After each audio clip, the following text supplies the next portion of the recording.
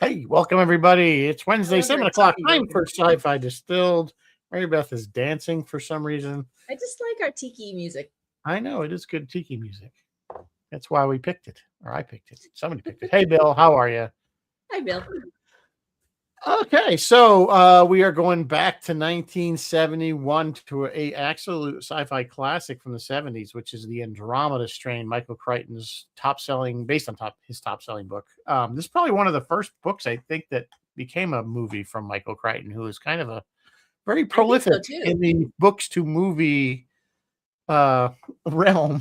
He's done a lot He of he's done well. I have yeah. a quote from him I want to talk about later in the show, and yes, Mr. Crichton has done well. So, but before that, of course we have some news. So, We got news. what do we have for news? We got news. Sad news. Ken Thorley, who played Mr. Mott, the best barber in Starfleet. Do you guys remember him? He was Yeah, the blue. blue guy, Yeah, right? he has passed. And Oh, Patrick Muldoon, who we just kind of recently saw in Starship Troopers, he was the one who was with Denise on the other ship when she was learning to be a pilot. That guy. yeah. He has just passed at age of 57. In the news tonight, I have Sad. July 3 on Apple TV. Silo is back. This is season Good 3, and show. they are teasing, explaining how it all came to pass.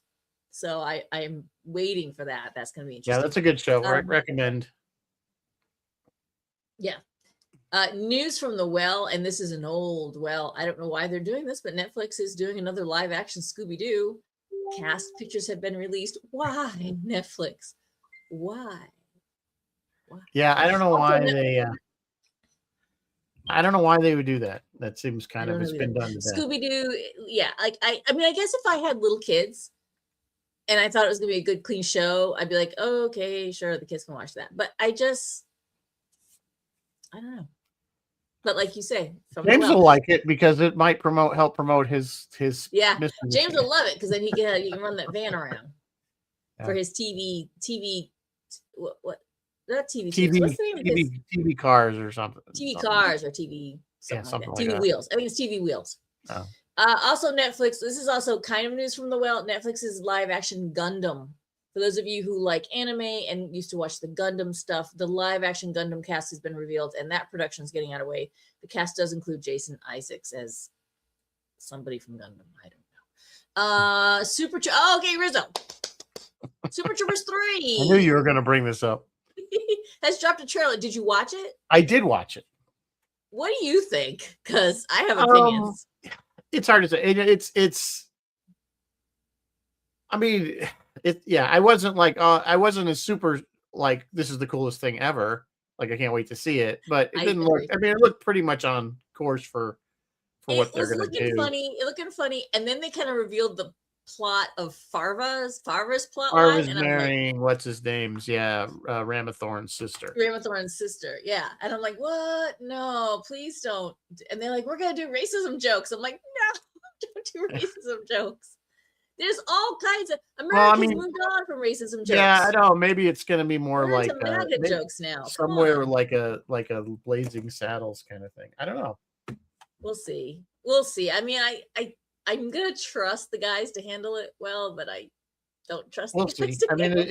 it's funny because it comes out. I think it comes out right the weekend of Star Trek Las Vegas. So Oh, does maybe it really? Yeah, if you're right. I'm It's bored, August it's something. August Yeah. 7th. Yeah.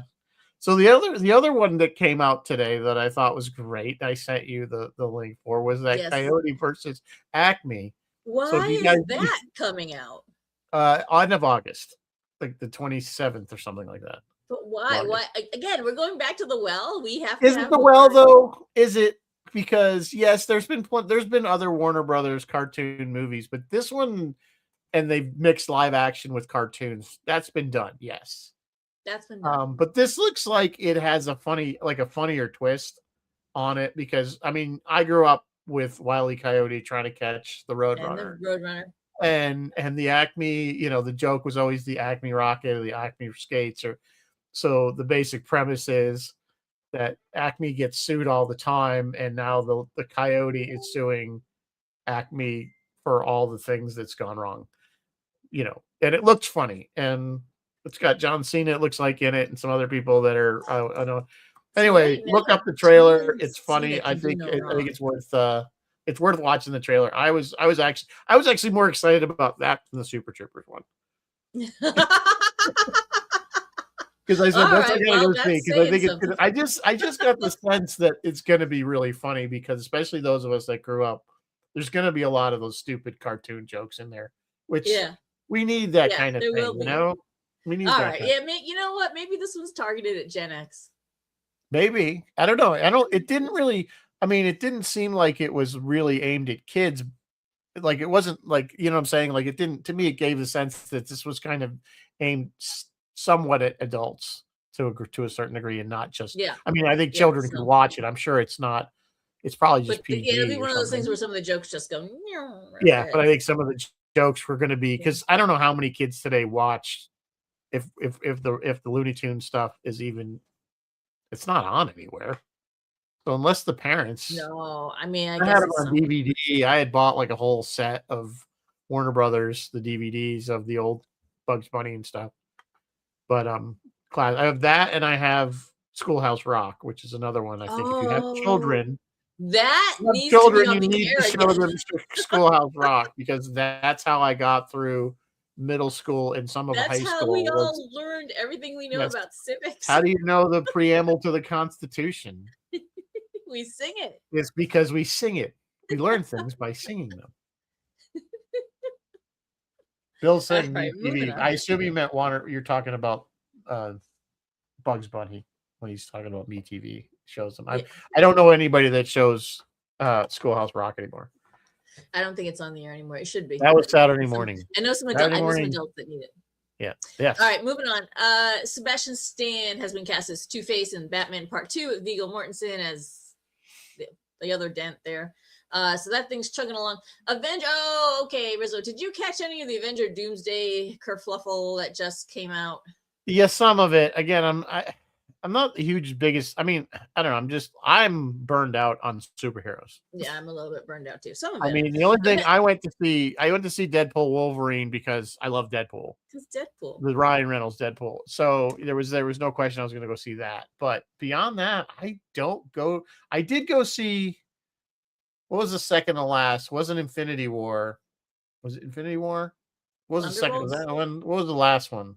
The last one with the big ending Oh, where it's they a beat. Civil War and then Infinity No, War. it wasn't Civil War. It was whatever. The second to last big one where they all disappear at the end. Half the people disappear at the end. That's the last one They I all saw in the snap. theater. Yeah. That was the last Okay. one I saw in the theater. And the other one, I didn't even bother. I think I waited till it was out on streaming or something because I heard it was like 3 hours long, and I can't sit in a movie theater for 3 hours. 3 hours. Yeah. Well, the Avengers Doomsday. Now, Avengers Doomsday, for those of you who don't remember, is the one that has every single actor that has ever been part of the MCU. They're going to somehow cram them all back into this movie. It's going to have cameo. And maybe Doctor Doom will wipe them all out. Maybe.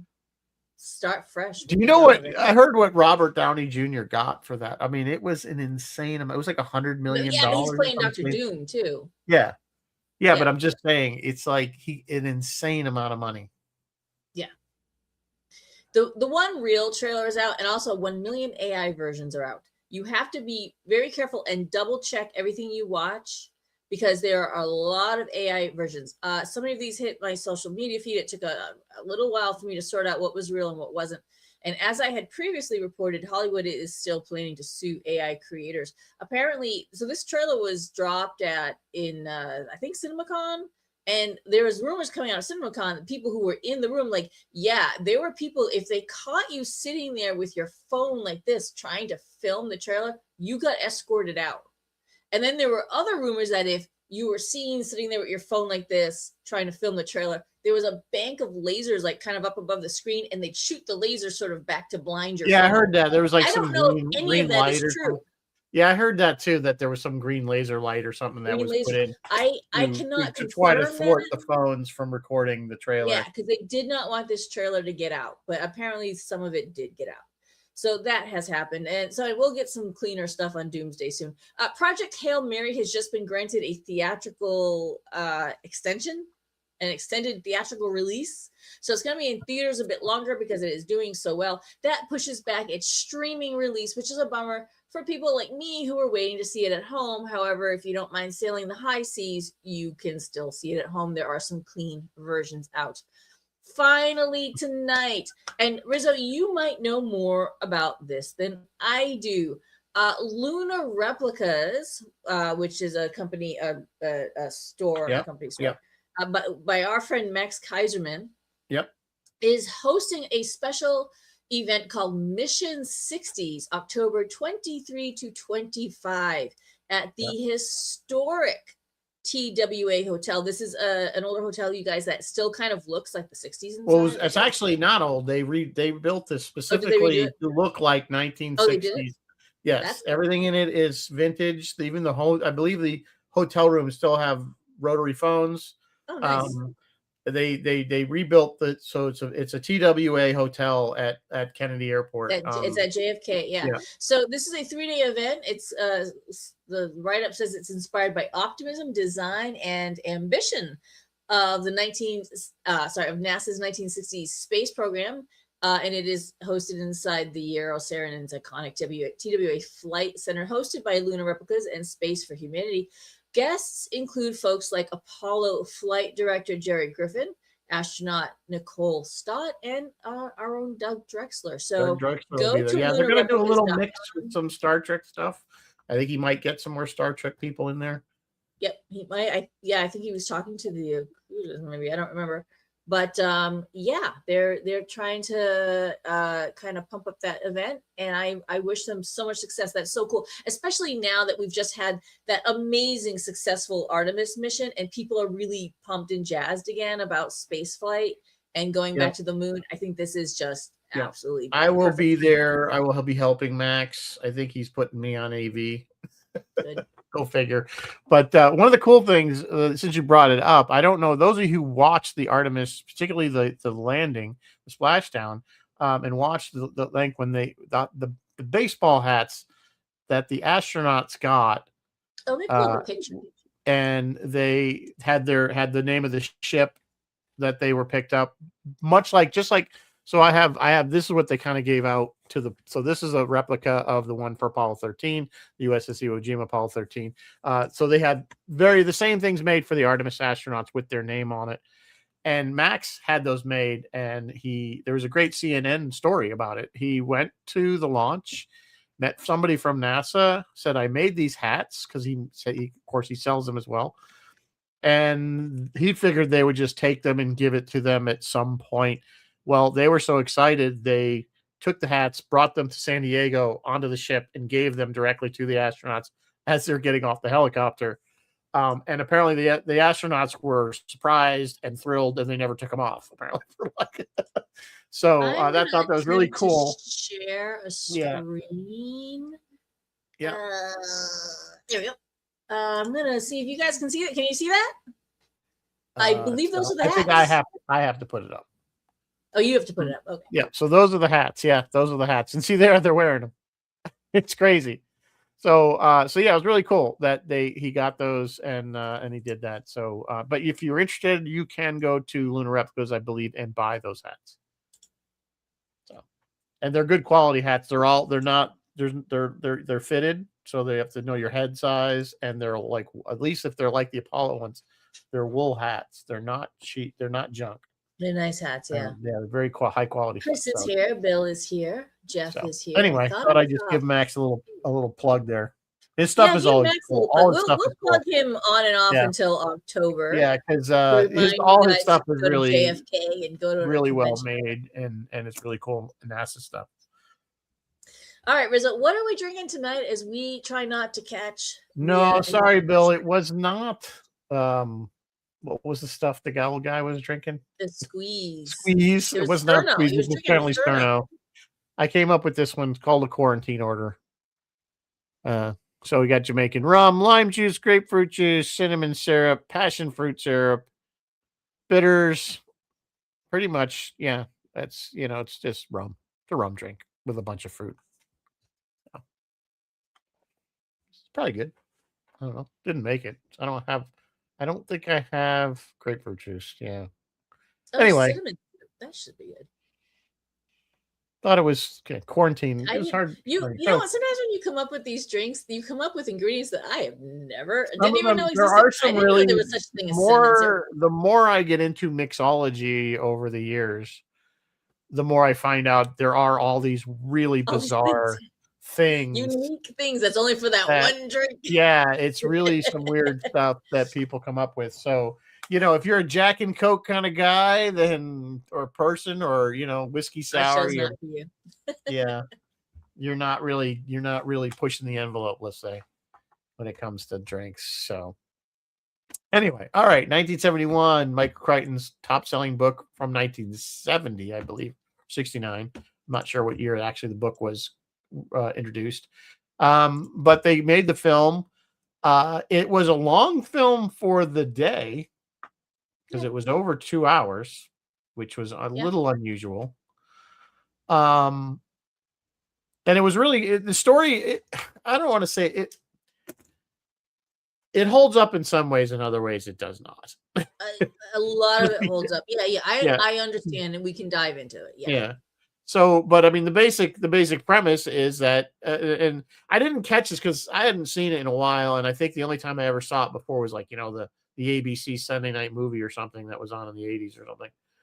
But apparently, the government had this satellite that was designed. I thought it was just a crash satellite, but it was designed to collect material from space. It was called Scoop, literally called Scoop. Yes. So apparently it was collected. Now that was the kind of the running theme that I never really caught the first time I watched it, was that basically the implication was is that the government kind of was looking for something on purpose for germ warfare. And they kind of allude to it in a lot of kind of roundabout ways. I mean, they had the maps A that were the lot of this movie is so subtle. Like you have to either know it's there or pay close attention. And guys, this is not an action movie. This is not a shoot 'em up. no. This is a people standing there and talking for 2 entire Yeah, hours. it could have been. It definitely could have been tightened up. There's a lot It of maybe, yeah, things that maybe. just took a lot of time that wasn't necessary. Some of the scenes, you remember what was the movie with Martin Short where he gets shrunk, where the guy gets shrunk and he gets Inner Space. You Oh remember yeah, Inner oh, Space? yeah. So there was a thing where the chip had to be inserted into the computers to make the shrinking machine works, and had this robotic arm, and it would pick it up and it'd go through these motions and then go put it in. And it would take like a minute for this thing to do this. And at one point they're in a hurry and somebody finally just grab the thing and shove it in. It's like, it Here's was the it was thing. I'm going to it was explain. kind of like that at times where you're just like, why are we Yeah, watching this overly, slow? slow They pick thing. up the cage and I'm they going to move it across. explain why. I can tell you why it was so slow. Every single thing on that set and every single procedure that they did on that set was 100% real. Whatever the CDC or whatever biohazard or biocontainment lab or facility had, they had exactly. And if that was how a real biohazard biocontainment facility did things, that is how they did it on the set. Those actors were trained for weeks before they ever filmed to do things exactly as scientists would do. And sometimes shit takes time, right? So, and there's a lot of examples of how that kind of bit them in the ass a few times, but they were making the most, and Crichton stuff tends to be fairly Yeah, scientifically usually accurate. he's very They were making scientifically the most accurate. scientifically accurate film that they could make for that era. Like it was unbelievable what they put. Like if there was a door that locked from there was a door that locked, and if there's something was on a timer, it was on a timer. Like there was no Hollywood. Oh, she's frozen. Or am I frozen? Not sure what's going on. Hope people see it. Anyway, I will Did we just continue. glitch? What just Yeah, you happened? froze on my end. I don't know if I froze or what. You froze on my end. That's funny. So Okay, we all anyway. froze. We're all We frozen. all froze. Are we back? Are we still on Facebook? Let me go look on Facebook. Are we It still here? shows Yeah, that we're we're still here. still online. Nothing showed that we were offline. So anyway, yeah. So that's cool that they're being very accurate. But again, I think it did slow things down a little bit. I mean, by today's standards, I think for 1971 it was probably fine. I think audiences aren't quite at that time hadn't been um what's the word I'm looking for? Kind of, you know, used to faster paced movies, action. You know what I'm saying? I think they were used to seeing movies that kind of took their Yeah. time and Yeah. had more conversation and less. But you're right, it's not an action film. It's considered a thriller, a suspense type thing. Yeah. I think the trailer said no one will be sitting down the last 10 minutes of the film. Yeah. Was the Yeah. trailer, which I'm like, oh, I was sitting. Yeah. It wasn't. Of course, I knew it was going to happen. But this movie kind of wasn't. I mean, I guess it was sci-fi, but it was more like techno thriller, maybe. Like, Yeah, I mean, it was suspense because there was the whole thing. Well, you had a couple of things because, of course, so the premise is that the satellite comes out. There's some kind of bug on the satellite. It kills this virus. incredibly small town, which was just fortuitous. Piedmont, and it landed in the Piedmont, New Mexico, of New whole Mexico, population of 69 people. Or Nevada. No, it was New Mexico. New Mexico. Where wildfire was in Nevada. Oh, where the lab was in Nevada. So luckily it lands in this town with only 69 people. So imagine if it had landed in New York City, dead. or 2 lived. Two lived. Right. So you had a baby lived and a old man lived.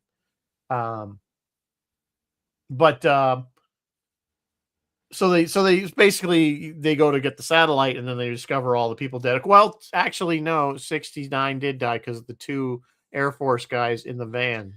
Oh, yeah, actually, you're right. So 71 people or whatever. Yeah, so the 2 guys in the van died when they got there. Which, speaking of the van, it kind of cracked me up when the van is a piece of shit. I'm like, is this thing the best thing the military could come up with? That's not very accurate. That's not very accurate. I mean, I don't know. There's some old stuff, but this thing was like something they got out of like a junkyard. I just thought that was kind of funny. I'm like, we can't afford, we're top secret, top whatever, and they're going to get this satellite, and they've got this van that I don't know. Yeah, Bill says the jet too. I think the jet was current for the time. It was an F4 Phantom, so that still would have been flying in that era. So that's kind of correct. Phil says the van was to blend in with its surroundings, which I don't know, maybe with the big typical satellite thing spinning. It always comes up out of the roof, and I'm like, well, where was it? That was like the opening shot, not the opening shot, but one of the early shots was like, yeah, you see the doors opening up and this thing coming up. It's kind of funny. It was a little hokey, I thought, that part. So much for accuracy, Robert Wise. So anyway, they had enough forethought to have a secret lab buried under the ground to research such an occurrence. Although we kind of find out it was really probably there to research biological weapons and not necessarily set up for extraterrestrial. That out real quick, yeah. Yeah, now this was kind of a real concern in that era, because remember, the Apollo missions were going on, and they were very worried that the astronauts would bring something back from space. I think they kind of realized that vacuum really isn't a really good medium for any kind of life that would be compatible with ours enough to kill us. But I know Doc would be a great person to weigh in on. Yeah, we should have asked what they do. I don't know. I don't think they still quarantine them like they used to. Like when they come back, they'd quarantine them for weeks. They couldn't come out of this like van thing, this basically a camper, until they made sure they didn't get sick. And now I don't think they do that anymore. They quarantine them before they go in, so they know they're not sick when they go up. But I don't think they quarantine them coming out anymore. I could be wrong. Doc would be able to answer that. Anyway, I know from Doc, can pathogens survive the vacuum of space? That's what I would imagine a virus could, because a virus can be dormant because a virus isn't really a living, or well, it's living. It could be frozen. But if it's just frozen and then that's what I'm saying. I imagine it could come into the atmosphere and defrost. I mean, that's kind of what happened. We found frozen stuff up in the Antarctic. Like we've dug up viruses and stuff up there. Yeah, so I think probably a virus could, but again, what the hell do I know? Yeah, Phil, the set tour does not need that van. James. Don't give him any ideas. Don't give them ideas. So anyway, so obviously they go, and this lab is like built in like layers.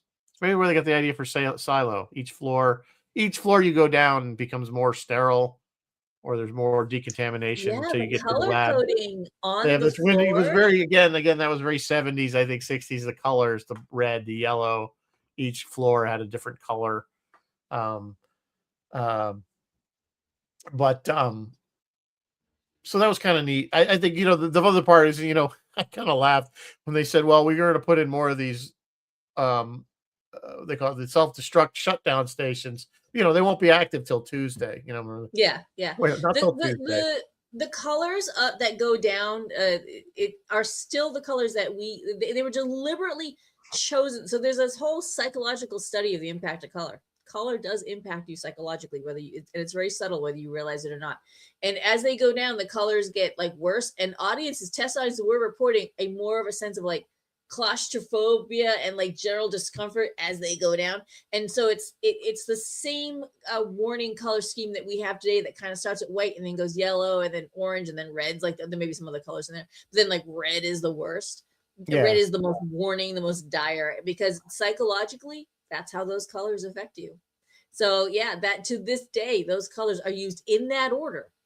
Usually the other way around. This one what got worse going down. They flipped it and made it go worse going up, like terror warning and COVID warnings and all kinds of warnings. It's kind of like DEF CON. If you look at the DEF CON thing, it's like the red, yellow, blue. Yeah.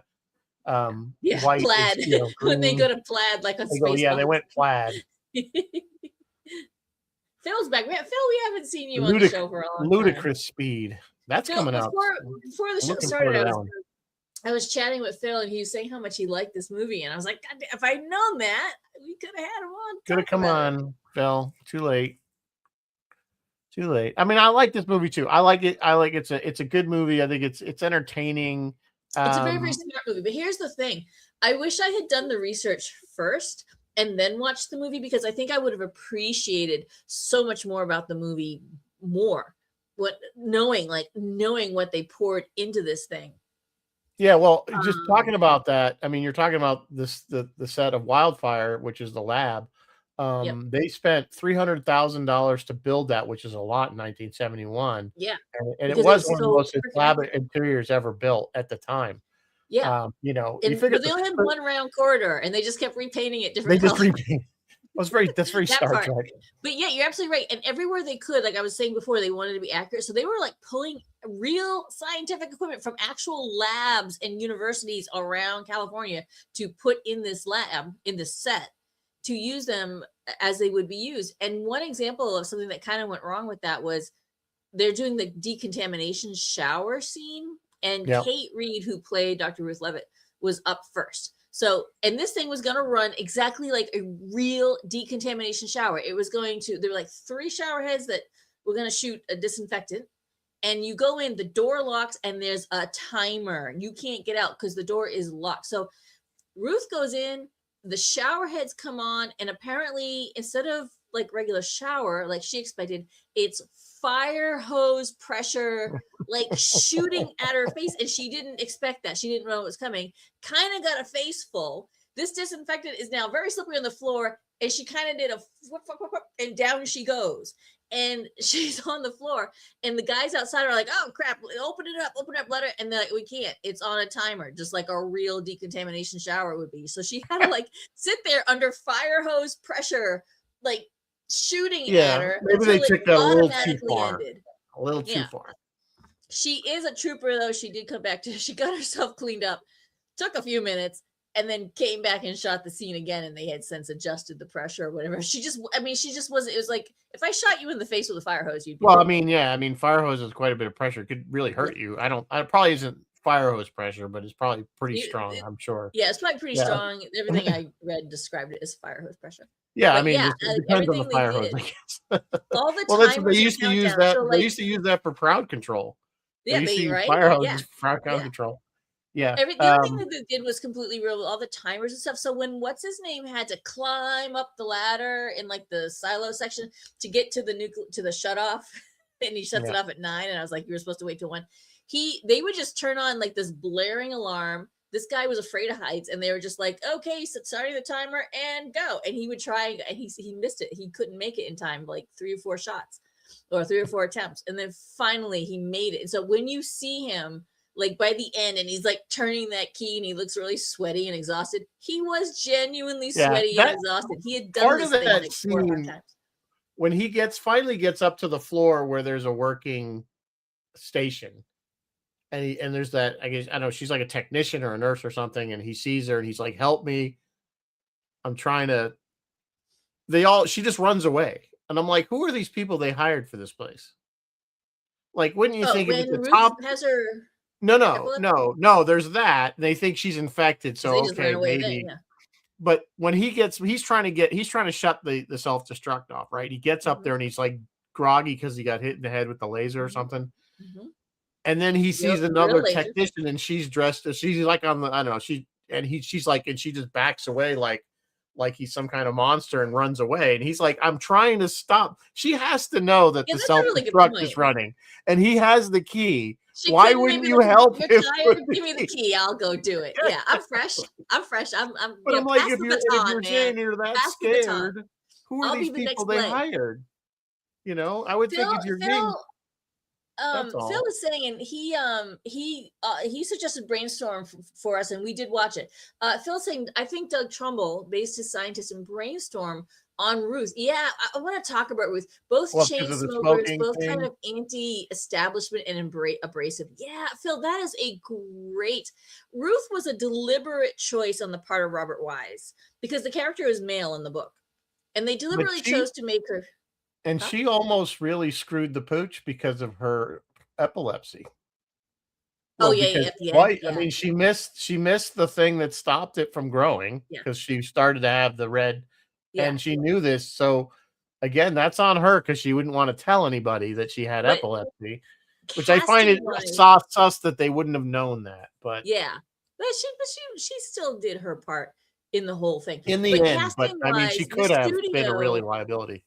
well, yeah, the studio was like, and Robert Wise was like, no, let's not have a woman because that's just eye candy. And then, it was the '70s, so they're like, what woman would be a scientist? Like they weren't into it, and they were like, no, no, no, it's cool. We're gonna get Kate Reed, and they convinced. And you know what? I mean, Kate was brilliant. I thought she was actually brilliant in this role. And it's very, very obviously that she's not there for eye candy. She's not there for sex Oh, no, appeal. clearly She's not. No. another brain working on this problem. You know what I mean? And that's all she is. And I like that. And I appreciate that. As good as they did with Kate, they kind of screwed over Paula Kelly, who played Karen. I can't think, the black girl who played Karen, whatever her name Oh, is. the nurse. She was a nurse. They hired her, and she notices they were filming that her lines were getting cut and some scenes of her were getting cut. And she was like, and at first she thought, oh, it's just editing stuff. But then she was like, wait a minute, you're cutting me out of half this. Like, she had another bigger part to play. And she's like, that whole scene is gone. What the hell? And they had to tell her, yeah, we don't know how this thing is going to play in the South. So we got to kind of cut your black character. But I'm like, what the So hell? it's Racism. It's so hard to imagine that. I mean, it isn't really when you think. I mean, no, it's not really. We still see it to this day. I guess, But but it is kind it of was so much more amazing that they rampant used back to. then. They literally had those conversations out loud. You know what I'm saying? That it's still. We need to make it more universally Keep in mind, this appealing. movie's pushing 50 years old. So 1971. so it's 54 older years. than This 50. movie Yeah, is so it's 54 50. years So old. 55 years old. So yeah, it's getting. Yeah, what am I saying? So it's pretty old. I mean, so we have to. It's half a century. This We've movie come and I were both born in 1971. a banner year. A banner year. So, but anyway, yeah, it just amazes me. You're right that. But I think those people probably were used to that, kind of expecting that, that's going to happen. Phil's still talking to us. Phil's like, yeah, he's talking about. I was talking about Kate Reed's character there, Ruth Levitt. But then he's like, I agree, but at the same time, they had to have some kind of big tension, like that. Yes, they had to have something for the finale because otherwise, this is a very slow moving film, and it's spooling out very deliberately because they have all this science to do. So we need a big action or semi action sequence at the end. Phil, what did you think about the ultimate ending of the film where basically the virus just kind of mutates into something else and it's It kind of does kind harmless of and fizzle. we just got lucky. Yeah, it does fizzle out. It fizzles out. And again, I'm not a scientist. I don't know how they would go about it, but it seems We like the should have first had thing you would Doc on do. for this show. Yeah, well, he's kind of busy right now. He's busy right now. I'm going to try to get him to come on at some later date just to talk about Artemis. Shoot him a message. Say, hey, we did Andromeda Strain. We'd love to talk to you. When are you free? And see if he's free. Yeah. Well, I want to talk to him about Artemis. To hell with this movie. Well, no, I don't want to talk about. Yeah, we don't need to talk about Andromeda, but yeah, I just ask him when he's free. Anyway, lost my train. Well, I was going to say, I think the first thing they would do is, and I guess they were doing that in the Petri dishes. They were trying to see what would keep it from growing or at least kill it. And I think it would have been pretty obvious. It's kind of amazing that it lived. If it only lived in a very narrow pH range, I would think it would have not been able to survive pretty much almost at all because pH varies so wildly throughout our environment. Yeah, it really does. So I think that was, again, I'm not a scientist, so maybe somebody could refute that and say, no, that it would totally be normal. And I don't know if a silicon-based life form would interact with our carbon-based life form to the point where it would kill us. Yeah, that's a good question too. Bill is saying it's realistic. COVID fizzled out. Yeah, well, COVID just keeps mutating into other things. And what we're lucky in, Bill, is that it hasn't mutated to something far, far, far, far worse. That's where we're lucky. And that's kind of so traditionally, from what I understand, again, take this with a grain of salt. But when you have these kind of horrible diseases, and COVID isn't the first time the world has had a pandemic. I mean, we had bubonic plague. No, we've had a gazillion of them. Something, but what happens is when you have these very virulent, at least the theory is these very virulent viruses, they tend to, after they've blown through quite a few people, not burn themselves out, but change enough to the point where they don't become as lethal. They change and we kind of develop our own immune. Well, you eventually, and that's partly why COVID is under control because of the vaccines. Yeah. Phil is saying that the movie's more about the actual solving of the puzzle. Yeah, the movie is about all the procedures and steps they take to tackle. Well, yeah, they spend almost the half of the movie just getting into the lab, just getting prepared, going through all the cleaning, going through, it's so part of it is collecting the satellite. Yeah. And then half the movie is before they actually start to research the thing. But yeah, I think the ending seemed kind of okay. We need to wrap this up, and it has to be quick. And it's gonna go over the ocean, and we're gonna cloud seed it and rain. We're gonna cloud seed, and hopefully it'll rain, and it'll end up in the ocean and die. Yeah. Oh, is the book? It kind of mutated into something less. Was it the book? Am I getting the book? Well, it's kind of what happened that it did because it did. It kind of mutated. It did mutate to a point where it became non-lethal. Although, do you remember at the very, very end, there's feed coming into the computer, and then the computer is flashing 601, which was their code for information that was coming in. Yeah, it was too much overload. So I guess they kind of left it a little bit vague at the end. Maybe it did turn bad or something. I don't know, but. Well, it was. You're kind of right for either this came back or something. You could easily have a sequel. Yeah, that's true too. I want to talk about Michael Crichton. I think if this wasn't his actual first book that he ever got sold to him. Well, he wrote this when he was still in medical school. Yeah, he was. Yeah. This is the quote that I'm watching an interview with him, and he's older now, and he was still younger when he did this interview. And he was like, yeah, he's saying how he got the idea to write the book and all that stuff. He's like, yeah, I really wanted to be an author. I really wanted to write, but I had read somewhere that only 200 people in America can make their living off of selling their writing and selling books. They can make only 200. And I thought those odds were pretty steep. So then I heard that like 6,000 people a year become doctors. And I thought those odds were better. So I went to medical school. I just was like, what? 6,000? You thought those odds were more than that now. But yeah, he got the idea by talking to a colleague about a silicon or crystalline based life form, and that's what gave him the idea for the story. Yeah, and also maybe something else about pathogens from space or something like that. I don't know. Yeah, so that's what he got. He wrote it. Yeah, so I think this is one of his first books. don't know him. Oh, and he has a cameo in the very beginning of the movie when they're gathering that doctor from out of surgery, and he's like in surgery. He's like, I'm about to cut the patient open. The people on the other side of the glass going, yeah, come on out, we need you. There's a surgeon right to there on the screen. It's to the right. That's Michael Crichton, a very young baby face Michael Crichton. Yeah, so you guys, I mean, you know the name, right? I mean, he's also very famous. Probably his most famous book and story would be Jurassic Park. Jurassic Park. Hang on, I'm pulling up. Didn't he also did he do the one Rising Sun? He did Rising Sun. Coma. He did Coma. Yeah, that was another thriller from the late 70s. He did Sphere, which he did do. He did The Great. No, I'm sorry, that's a lie. I'm lying to you that he didn't do that. He did The Great Train Robbery. Like and mostly he does a lot of science stuff, but sometimes he veers off and just does like some other stuff. Like so many of his books have become movies. Yeah. And of course, like I said, I think the most famous one. He's written books on coding. He's written books on global warming. Like he is just he's prolific. Incredibly like erudite. You know what I mean? Yeah, he's very prolific with his writing and very broad with his writing. And very broad, Like I said, I mean, I think Jurassic Park. I've read several of his books. I think his what he writes for thriller or suspense, he does it very well. Yeah, and we've talked about this when we did Jurassic Park.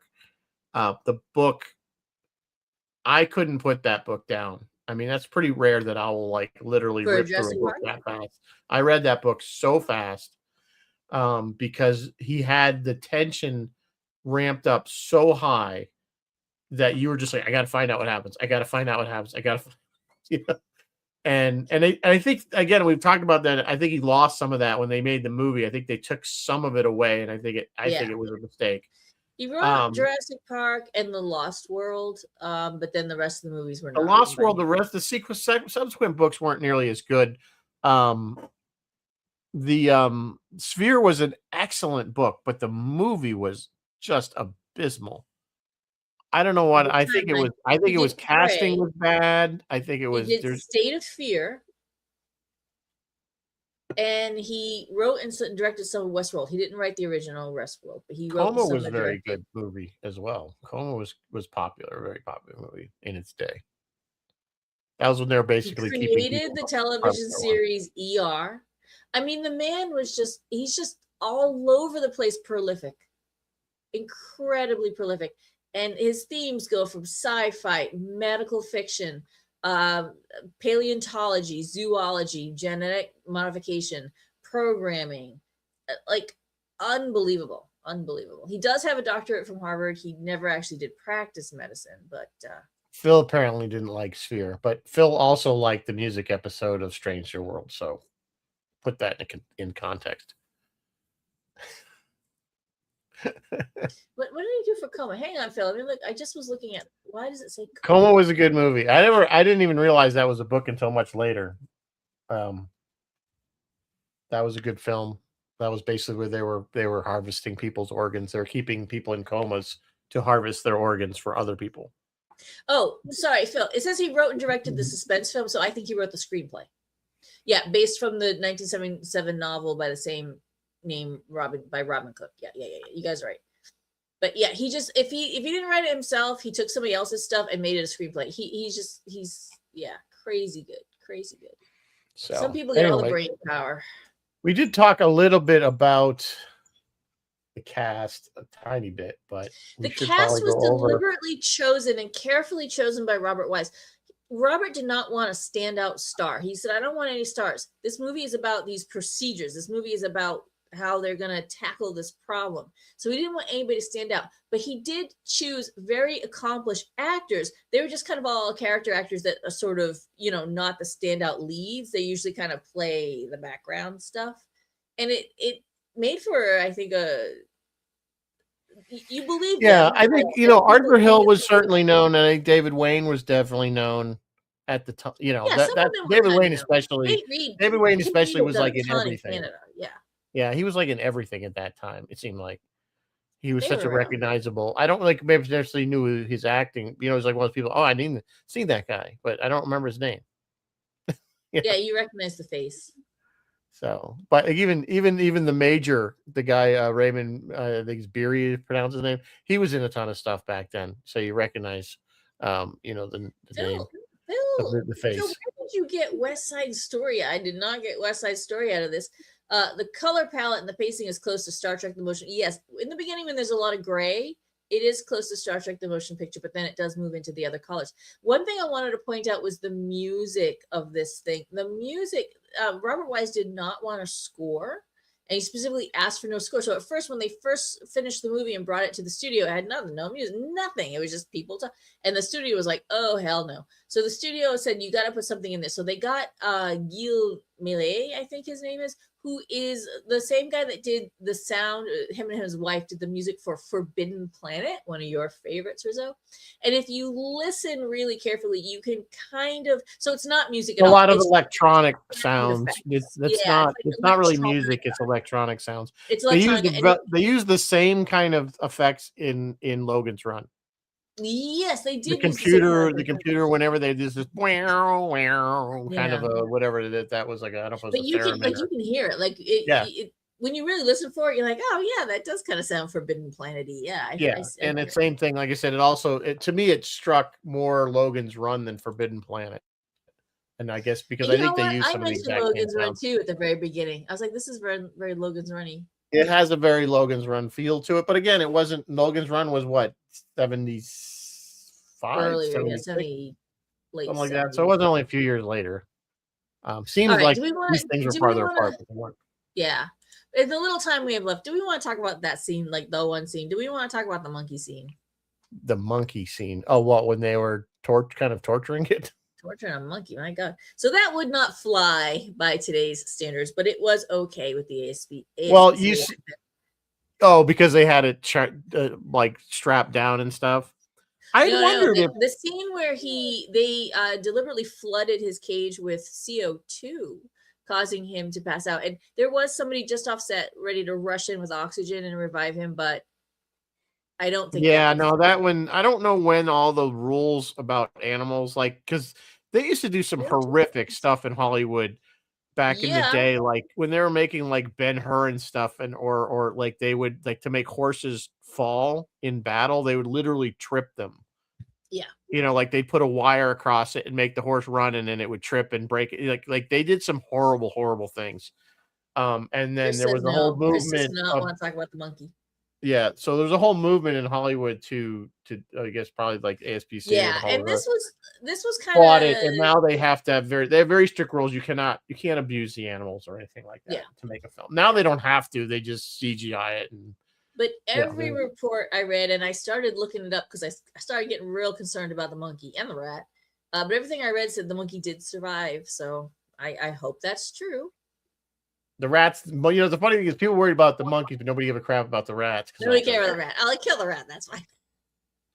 But now you're right. They can't do that stuff even to a rat today. They have people that are on set whenever they are using animals to make They sure that can't they even do aren't it to abusing the insects. animals. Like if you're in a scene with a bunch of insects and they use some real insects and some rubber insects, you have to be very, as the actor, you actually have to be careful.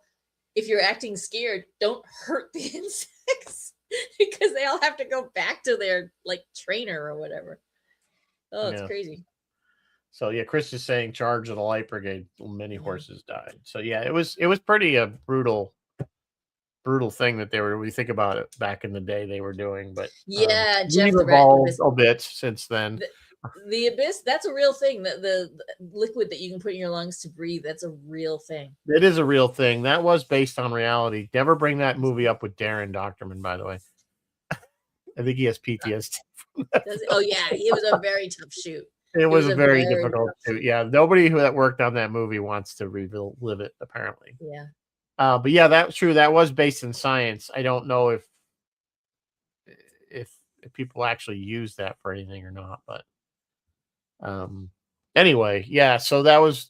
I mean, although in the situation in the real, if this was the real world, I mean, you'd be like, okay, we got to, if the monkey's got to die to save the millions of people. And they still do animal testing. Yeah, I mean, that's a real thing. So like just not for dogs a get movie. rescued all the time. Yeah. Well, I mean, it's like, but they do animal testing for medical reasons. It's horrible when they use it for things like, cosmetics or something. That's just horrible. That's just wrong. So, but unfortunately, I think it's a necessary evil for medical stuff. Anyway, I think we went through most of the cast that anybody Yeah, would I'm give actually a crap just about. looking through my notes. The Piedmont and the people that died in town, they were like, okay, do you want extras to lay around? And Robert Wise said no, because A, they'll breathe, and B, they'll lay pretty or they'll lay They'll lay comfortably. pretty.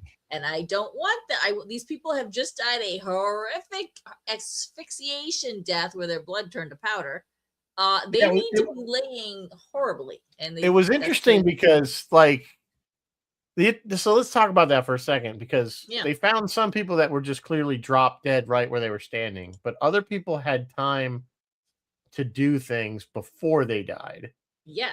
Like the woman that hung herself, And the guy in the she felt it was the end of the world, or she was being punished or something. I don't know. She wrote a note. And then there was the guy who was dressed up in his old doughboy uniform, and he drowned himself in the tub. Which, what did the guy say? Is that even possible to do that? Like, put your head in the tub and drown yourself? I guess if you're determined. I don't know. I guess he's thinking your natural survival instinct would force you to lift your head. You would think. I think that's what he was driving But at. I think they were what they're saying, because they were kind of compromised. So that is what allowed him Yeah, to not so have they were that compromised, and I think they saw all these people dying around them. Yeah. And may be starting to feel symptoms themselves. So I had the most sympathy for the old guy who was drinking the Sterno, because I wanted to kill that baby watching this movie. I mean, could you imagine? Why did they have to put the guy directly next to this crying baby for hours? I would have gotten out of it, probably one room, smothered the baby at that point. It's just, but there was a scene where it's kind of funny where he's got his pillow over his head. Yeah, because he doesn't want to hear the kid crying. Because that's all I kept thinking is, I'm like, that poor guy, that baby. Stop the baby from crying. Put the whoopee in the mouth there, the thing. The plug. Put the plug. The plug, as we used to call it. Put the plug in. The pacifier. We used to call it the plug. Put the plug in. It works. Anyway, no, I mean, seriously though, I know they were probably doing that. It was probably intentional, but didn't you not find it getting on your nerves after a while? Like, no, stop you know the baby what? from crying. Please stop it once or twice, and then I didn't hear it anymore. That might be a male-female thing. I don't know. It didn't bother me. But I did notice Paula. I did notice the black nurse Paula, who was constant. She's like, "Can I feed this kid now?" I did notice that. Yeah, because she was like, "You're torturing." Because you were torturing the kid, but I understand what he was trying to do. He wanted it to cry because he was convinced it had something to do with why it was immune. Yeah.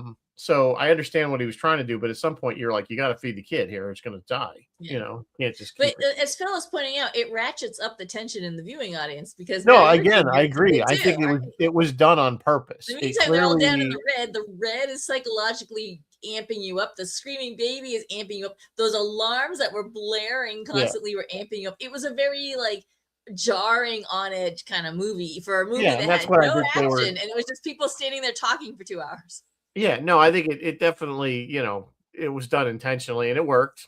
Clearly it worked. I mean, that's the thing though. They say that they can take people's blood pressure, and when they hear babies crying, like, people's blood pressure will raise. It's all biological to get you. That's why babies cry, to annoy you enough to go deal with it. I kind of loved, it was like the Jeffries tube at the Star Trek set door. You'd put your hands and swing feet first into the tube. And into the suit, and then use the suit to walk around, and you had this long tube behind you. But I noticed there's a table with all kinds of stuff on it, and she had walked around the table, but she has this massive tube dragging behind her, and it was like right up on the table, and I was like, she's gonna knock all that crap off that table. Well, they did say they said the only thing in there that, I think there was a line where it said the only thing in the room sharp enough to puncture it is the scalpel.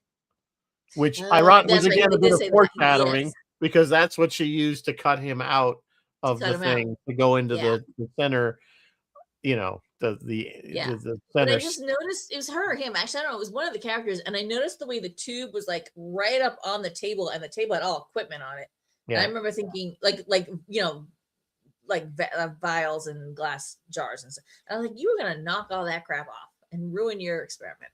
What do you do? Phil's right. That is how the interceptor guys got to the Yeah, the UFO UFO. interceptor launch. How they Because jump it's into just the like slide down the it's like tube. a B whatever bomber that like Roddenberry It was a and B. Jeffries Yeah, it was basically was B-17. Matt Jeffries B came up big with that big idea. Conquer bomber, and you It was get a in and you put your hands on the bar and you swing feet first to it was the chin hatch on a B-17. That's how you got in and out. Was basically feet first. let's look at When you that. got out, you went out feet first. Yeah, you could get in. So that's why and how you kind of swing out, and that was his idea. That's how when Scotty would come out of the Jeffries tube, which by the way is very difficult to do, and I have a lot of props for James Doohan for being able to do that because those of us that got to get to play on the sets try to do that, and it is hard as AF. I think To do that. Even the only person who actually did it was Doug Drexler, and even he's said it was really hard, and he's kind of a fire plug of a guy. So muscular and whatnot. So no it's not swinging out, easy. kids. Come swinging No out like swinging out that. feet first. It looks easy, but it's more of a strain on your body than you think. Like an acrobatic. It's like a gymnastics kind of swing. You have to get the hips up and feet out. Anyway, all right. That's Well, all I got. Yeah, we're pretty much at the end of the hour. So yeah, I this is a good movie. It's a thriller. It's a classic sci-fi. So it goes up there along with a lot of other ones, particularly from the 70s. If you're taking the 70s out, and you take Star Wars kind of out of that, because Star Wars was just kind of its own huge phenomenon. But if you really look back, there was a lot of good sci-fi in the 70s that really got overlooked because it became under the shadow of Star Wars and everybody's forgot everything. I think even James was saying at the set tour, he's like, I watched Logan's Run for the first time in years, and that was a really good movie. I'm like, yeah, it was. James, where you been? Come on, Mr. I know, right? I love everything 1960s. So Join us I in mean, the but I'm just saying 70s. there's a lot of films that came out either prior to or around the time of Star Wars that just completely are in the shadow of it. Nobody ever talks about them because they were just completely squashed by Star Wars. So this isn't really one of them because this was early on. This was around the same time as 2001: A Space Odyssey. Yeah, it's worth watching, and it is. I think it's still on Amazon Prime for another week or so. It did get remade in the. There was a remake of it. I can't remember. Speak to that. I don't know if it was any good. Yeah, I don't know if it's worth. There was a TV show called Andromeda or Andromeda. It's just called Andromeda. It's something different. Okay, yeah. That's a different show. Andromeda is a completely different show. Okay. That's actually a Gene Roddenberry show. Oh, is it Andromeda? Really? Yeah. So anyway, Roy is he had to push off. He was going to do a tribute to Sid and Marty Krofft last weekend. He pushed it off to this weekend, which is actually May 1st. Are we coming up on May 1st? No, we're not. He pushed it to May 1st, so that's in 2 weeks. Phil, there's all kinds of stuff going on for Phil. Tomorrow afternoon, if he doesn't get bumped by another interview, he will be playing Magenta's new album, Tarot, which he says is magnificent. I should probably check it out. He'll be doing the normal Friday night freeform, and then he'll also be vending at Coxsackie at a new flea market. And if you guys don't know Phil, he always has all kinds of amazing collector stuff. Rizzo, I think that's where you get all your Space 1999 stuff. It's from Phil. From Phil, I get some. Yes, some. Yeah, get some. And then WSB is also having a prog rock marathon sort of starting Saturday at 6. So he'll be there and playing all kinds of music. So yeah, if you've got nothing else to do, tune into WUSB radio. It's kind of all Phil all the time. Phil's saying mention sci-fi to still get 5% off. Do we get a percentage of that 5%? Did you get a percentage if you mentioned? Do we get a cut of that, Phil? Do we get a cut of the 5%? That's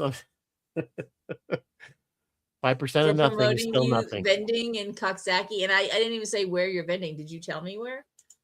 Did you say where? It just says a new flea market in Coxsackie. How many flea markets can there be in Coxsackie? You'd be surprised. You'd be surprised. I'm not going to say the name of that. That name of that town is just wrong. I'm not saying it anymore. COX. It's fine. Rizzo, what are we doing? I don't know. Said 9W, Coxsackie, New York. What are we doing next week? I don't know. We'll figure something out. As always. What did we say? What Roy was doing? Did you? Roy had to push off Sid and Marty Croft. I don't know if he's doing anything this weekend. I looked up on his. This weekend, those of you who are in northern New England, is the Essex Junction, it's Essex Junction, Vermont. Yes, it's in Essex Junction. Yeah, there's this Vermont Sci-Fi Convention, and Bruce Boxleiter and Michael Crichton, I think, are the two biggest names. I'll be there for at least Saturday. Just gonna get my photo up. And some other folks. If you're around, say me, say hey. If not, oh well. So that's the biggest thing going on, I think, right now, locally. So, all right. On that note, we will say good night, and as always, live long and prosper. And may the force be with you. Good night, folks.